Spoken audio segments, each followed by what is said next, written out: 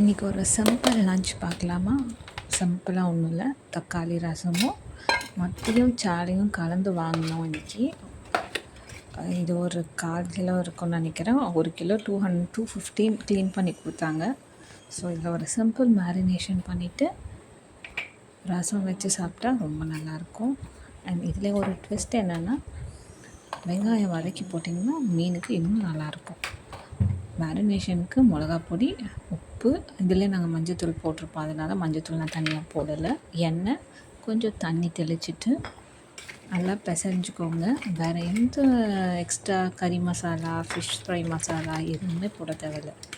இதே ட்ரை பண்ணவே ரொம்ப நல்லாயிருக்கும்.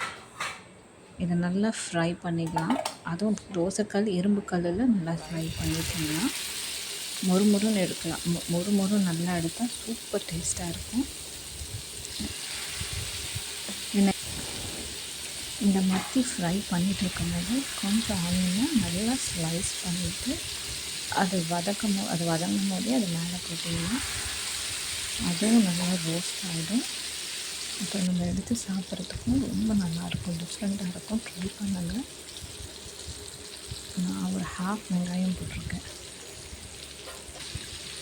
நல்லா முறுமுறுன்னு ஃப்ரை பண்ணி ரசம் சாதத்துக்கும் சாம்பார் சாதத்துக்கும் எல்லாத்துக்கும் நல்லாயிருக்கும்.